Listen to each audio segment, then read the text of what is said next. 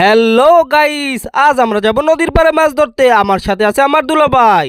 আরো অনেক মানুষ নদীর পাড়ে আমাদের জন্য অপেক্ষা করতে আছে, তাহলে সাথেই থাকুন। এই তো আমরা নদীর পাড়ে চলে এসেছি। আমাদেরকে দেখে সবাই অনেক খুশি হয়েছে, কারণ মাছ ধরার সব সরঞ্জাম আমাদের কাছেই ছিল।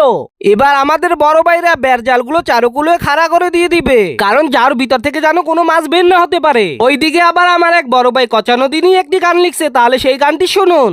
ওই তোরা কেন বুঝিস না,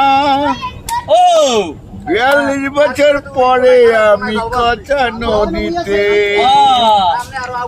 ছোট ছোট লিলি ফুল কত চুবাইছি। এখন আমি বুড়া হইয়া আলবির পাশ লইছি।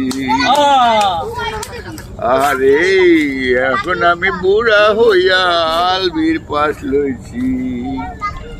কত স্মৃতি এখান বলে গুগু পাখি ধরা,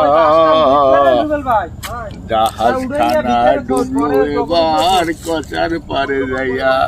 ওরে পিতল মুন্সি বলে তোরা ঘুম কেন তুলিছ, এতে সরকারি গম দিছি আইতে তোকে ধইরা নেবে।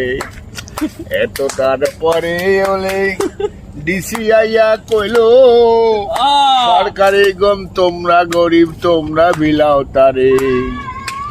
পিতাল মুন্সি মুখ ছোট করিয়া নদীতে নাইমা পড়লো, একটা বস্তা গম লগিয়া খালের মধ্যে ঢুকাইল। মারহাবা।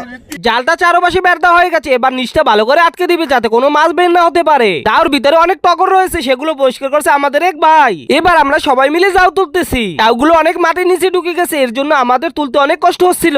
এদিকে আমি একটা চুঙ্গা পেয়েছি, দেখি চুঙ্গার ভিতরে কোনো মাছ আছে কিনা। না, এই চুঙ্গার ভিতরে আমি কোনোই মাছ পাই নাই। এদিকে আমরা ডাল তুলতে তুলতে অনেক মাছ পেয়েছি, তার ভিতরে রয়েছে কোরাল ও শলা চিংড়ি। তারপরে আমি একটি জাল দিয়ে খাও দিয়েছি, দেখি এই খাই কি পাই। আমি একটি কোরাল মাছ পেয়েছি, আর এই কোরাল মাছটির ওজন প্রায় 2 কেজি হবে। তারপরের খাইতে আরো একটি আর মাছ পেয়েছি।